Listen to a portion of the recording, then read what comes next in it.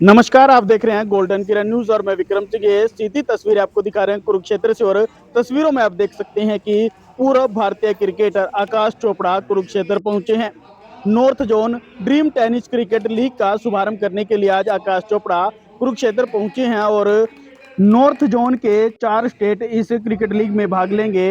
हरियाणा, उत्तर प्रदेश, राजस्थान और पंजाब के खिलाड़ी इस क्रिकेट लीग में भाग लेंगे और dream tennis cricket league season 1 north zone का आज कुरुक्षेत्र में ग्रैंड लॉन्चिंग समारोह का आयोजन किया गया। और ये देखिए तस्वीरों में आप आकाश चोपड़ा द्वारा रिबन खोलकर इस cricket league season 1 north zone का शुभारंभ किया गया है। और ये देखिए किस प्रकार से कार्यक्रम जो है और जो इनाम दिए जाएंगे उन सब का डाटा इस एक ही बोर्ड में, इस फ्लैक्स में आपको नजर आ रहा है। और साथ में आप देख सकते हैं कि जो क्रिकेट लीग में ड्रेस कोड रहेगा वो भी आज लॉन्च किया गया है। आप बताएंगे चैंपियनशिप कब से शुरू हुई, क्या खास उसके खिलाफ?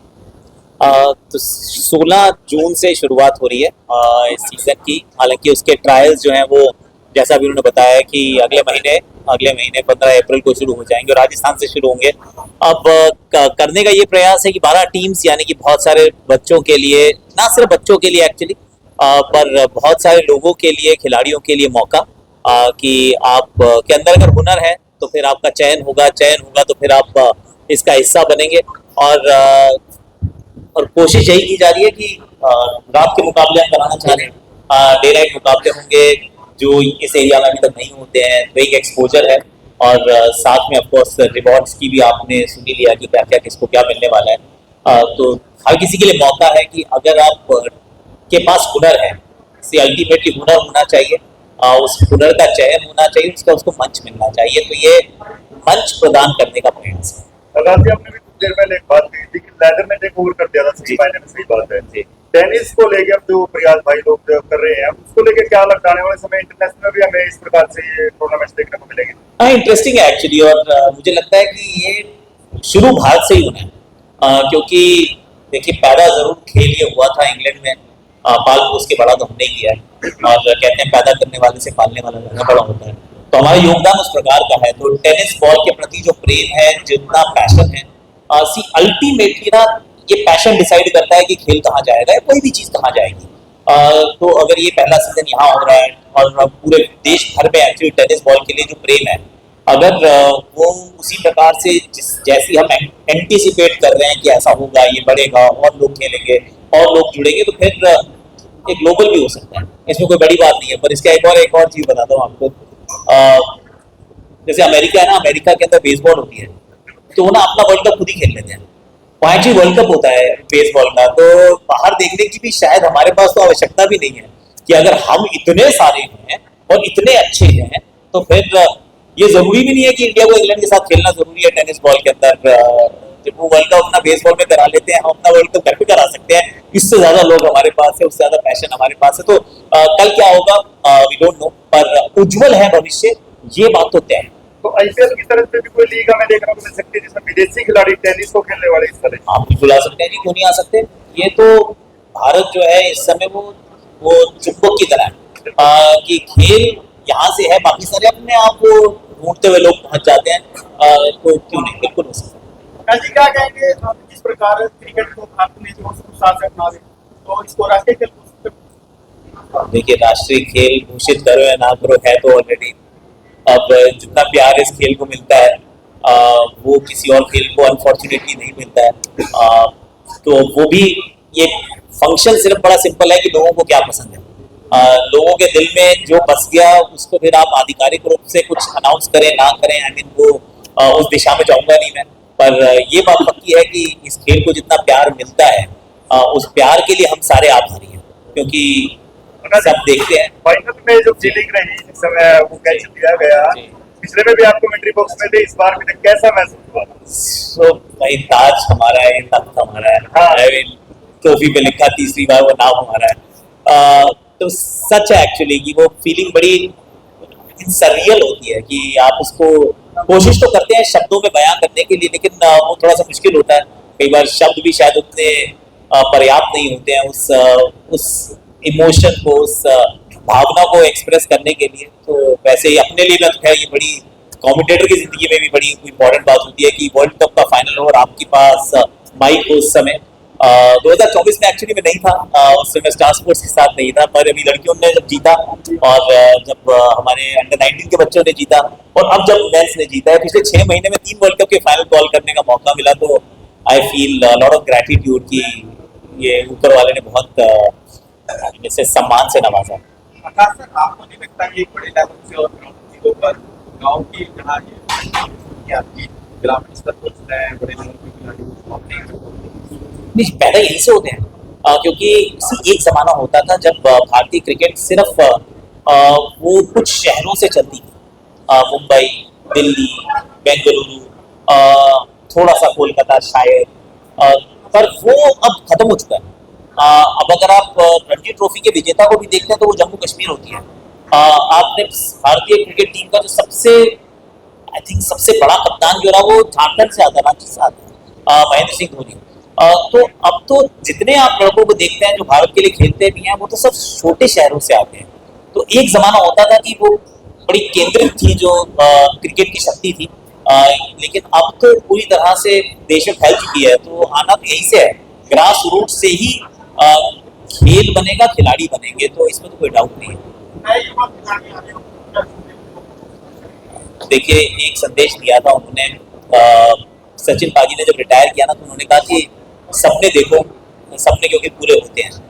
उनका सपना पूरा हुआ था, फिर 20 साल तक भारत के लिए उन्होंने खेला और बहुत बड़ा नाम किया। तो वही कहना चाहता हूँ मैं तो हर भारतीय से, क्योंकि ये सदी हमारी है, ये युग हमारा है, ये सदी हमारी है, घड़ी हमारी है। तो फिर सपने देखिए और सपनों को आंखें खोल कर देखिए, क्योंकि जो खुली आंखों से सपने देखते हैं वो पूरे होते हैं, अब आपके लक्ष्य बनते हैं।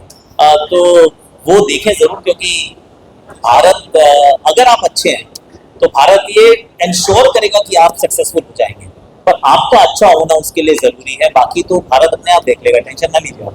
बल्लेबाजी को लेकर बात की जाए, पहले जो बल्लेबाजी में डिफेंस अगेंस्ट पुरानी जो स्थिति 50 और एक ही बॉल चलाना, अब दोनों और नई नई गेंद चलती है, बल्लेबाजी कहीं ना कहीं आसान हुई है बल्लेबाजों के लिए और गेंदबाज के लिए थोड़ी गेंदबाजी मुश्किल। नहीं, थोड़ी आसान तो नहीं है, इसमें डाउट नहीं है, पर वही कोशिश की जाती है कि आप बैलेंस ढूंढने का प्रयास करते हैं। आई थिंक खेल मेरी सदी की शुरुआत हुई तो फॉर्मेट ही 2 थे, अब फॉर्मेट 3 हो गए हैं और उसके बाद चौथा फॉर्मेट भी आने को तैयार खड़ा है, वो T10 भी आना चाहता है। तो खेल का कांस्टेंट एवोल्यूशन है, आई थिंक वो होगा, वो फिर कभी एक तरफ ज्यादा जाएगा, फिर उसको खींच के वापस लाया जाएगा। ये खेल का, ये जिंदगी का एक्चुअली असूल है कि कई बार लगता है तराजू को ये वाला पलड़ा भारी हो गया है, पर फिर समय अपने आप ये डिसाइड कर देता है कि वो बराबर हो जाता है। तो थोड़ा सा भी लगता है कि शायद बैटर्स के लिए आसान है, पर वो भी बराबर हो जाएगा, परेशान ना हो। बदले और बॉल से खेलता था, अब शब्दों से खेलता है, किसका लेकर उसमें आसान कौन सा है? देखिए, वैसे तो जमीन आसमान का अंतर है। आसान, देखिए कहते हैं कि इजियर सेड देन डन, ये कहा जाता है कि भैया कहना आसान होता है, करना मुश्किल होता है। तो क्रिकेट खेलना तो काफी मुश्किल था, क्योंकि अंतरराष्ट्रीय स्तर पे आप क्रिकेट खेल रहे हैं। मेरी किस्मत इतनी अच्छी थी कि मेरी 60% ऑफ इंटरनेशनल क्रिकेट वो हुई भी ऑस्ट्रेलिया के सामने, उस वाली ऑस्ट्रेलिया के सामने जो बहुत अच्छी हुआ करती थी। तो आसान तो वो नहीं था बिल्कुल भी, पर बहुत भाग्यशाली हूँ कि भारत के लिए खेलने का मौका मिला। ऑस्ट्रेलिया, पाकिस्तान गए, हम वहाँ खेल के जीत के आए, तो अच्छी सीरीज का हिस्सा बना। और यहाँ पर वैसे कहते हैं थोड़ा सा आसान होना चाहिए, पर आई बी वेरी ऑनेस्ट, जब किसी वर्ल्ड कप का फाइनल आता है ना तो दबाव महसूस होता है, दिल बहुत जोर से धड़कता है, क्योंकि ऑलरेडी इतना बड़ा मोमेंट है जिसमें सब लोगों का ऑलरेडी अनुभव जो है बहुत ऊपर है। भारत जीत रहा है, इससे बेहतर क्या हो सकता है। अब मेरे हाथ में माइक है, उस मोमेंट जो ऑलरेडी बेहतर, सबसे बेहतरीन मोमेंट है, उसको और बेहतर बनाना है। ये काम थोड़ा सा कठिन है, तो कोई शब्द स्लिप हो जाए, कभी वो फ्लो ना आ पाए, धारा प्रवाह ना हो पाए, दबाव होता है। आई बी वेरी ऑनेस्ट, तो ये भी दबाव वाला है, वो भी दबाव वाला है, पर दबाव में एक प्रिविलेज है एक्चुअली। ये हमारा सौभाग्य है कि दबाव है। तो आए तो कीप सेइंग थैंक्स, मतलब भगवान को बहुत बार शुक्रिया कहता हूँ कि ये करने का मौका तो मिला है। अब सही या गलत तो देखिए, मेहनत कर रहा हूँ, बाकी सही या गलत अपने आप हो जाएगा। सर, क्रिकेट को ओलंपिक में शामिल कर दिया है, क्या उम्मीद है ये बात?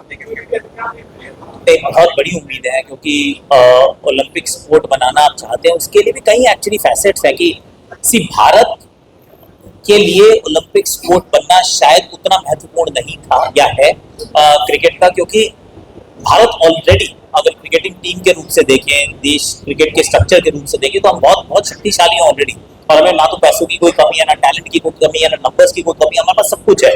लेकिन जब ये ओलंपिक स्पोर्ट बनता है तो बहुत सारे देशों के लिए वो एक रास्ता खुलता है, क्योंकि फिर देश की जो सरकारें होती हैं उनकी रिस्पॉन्सिबिलिटी होती है कि हर ओलंपिक स्पोर्ट के ऊपर ध्यान दिया जाए।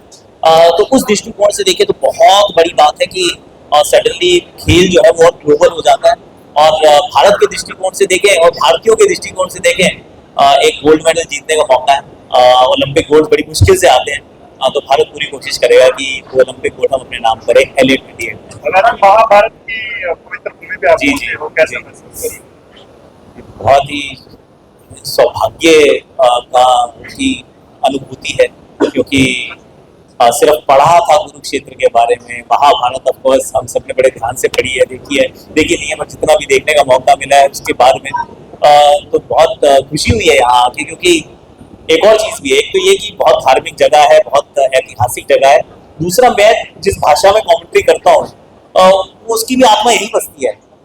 तो हम सब हिंदी भाषी हैं, हिंदी सुनते हैं, अब जरूर वैसे हरियाणवी भी आती है, बड़ी अच्छी बोलते हैं हमारे बच्चे, पर ये सब वो लोग हैं जो मेरे साथ जुड़े हुए हैं बहुत समय से, तो यहाँ आके तो वैसे ही बहुत अच्छा लगा। रवि सर, आपसे सवाल रहेगा कि एक छोटी सी शुरुआत आपने की थी और एक दिक्कत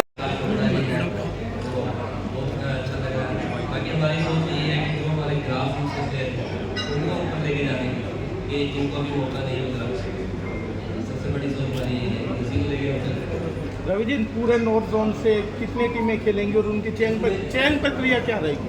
इसमें टोटल 12 टीम्स रहेंगी, इसका जो चयन रहेगा वो प्लेयर बेसिस रहेगा। इसमें हम 15 प्लेयर अंडर 19 के प्लेयर रहेंगे, हर एक टीम में 4, इसमें 2 ट्रेन रहेंगे, 2 बच्चे रहेंगे, तो हर एक प्लेयर टीम के अंदर हर एक स्टेट के 2 प्लेयर रहेंगे, वो काम कर रहे हैं। भविष्य में इसको ऑल इंडिया लेवल पे बिल्कुल बिल्कुल इसको हम कंटिन्यू आगे लेके चलेंगे। हमारी कोशिश यही रहेगी जब तक हम करवा सकते हैं, हमारी सोच है जब तक इंटरनेशनल क्रिकेट चलेगी, लीग चलेगी। ठीक है। आप एक तो पूरी टीम का रवि बाबा का ये काफ़ी पॉजिटिव व्यक्ति है और एक अच्छी शुरुआत की है, क्योंकि देखो आज के टाइम पे जो ग्रामीण स्तर पर जो युवा है उनके अंदर बहुत प्रतिभा है, लेकिन वो अपनी प्रतिभा जो ऊंचे पैमाने पर नहीं दिखा पाते, लेकिन ये मौका है उनको एक छोटे से गांव या छोटे से शहर से इतने बड़े मंच पर खेलने की तैयारी जो बाबा जी ने की है, काफ़ी काबिल तारीफ है। तो धन्यवाद करना चाहूँगा पूरी प्रिंट मीडिया को और जितने भी हमारे साथी पहुँचे, आकाश चोपड़ा जी, पूरी मैनेजमेंट को जो मुंबई से हमारी मैनेजमेंट आई है, सभी का तहे दिल से धन्यवाद। भाई आप देखो वो ग्रामीण स्तर पे जैसे आप खेलते हो तो ग्रामीण स्तर पे आपको पहचान मिलती है, और जब आप ग्रामीण स्तर से एक बड़े लेवल पे, जैसे आपको भी पता है हरियाणा, पंजाब और राजस्थान और यूपी की 4 स्टेट हमने जैसे कवर की है, और एक छोटे छोटे गाँव से इसमें प्लेयर खेलेगा, क्योंकि काफ़ी लीग ऐसी होती है जिसमें नेम फेम के हिसाब से प्लेयर को ले लिया जाता है, तो उसमें हमने एक तरह से जैसे रजिस्ट्रेशन के बाद एक ट्रायल में जो अच्छा परफॉर्मेंस करेगा उसी बेस पे हम उसका सिलेक्शन करेंगे। और हमने ग्रामीण स्तर पर ऐसे प्लेयर देखे अपने जो हम ग्रामीण स्तर पर करते हैं टूर्नामेंट, उसमें एक ओवर में 30-30, 35-35 रन मार देता है ग्रामीण स्तर पर जो प्लेयर है, और उसको हम एक ग्रामीण स्तर से लेके एक बड़े स्तर पर खिला रहे हैं। तो सबसे बड़ा श्रेय मैं इसमें रवि बाबा जी को मानूंगा, क्योंकि इन्होंने बहुत ही अच्छी शुरुआत की है और ये मतलब सफल है, को हार्दिक शुभकामनाएं।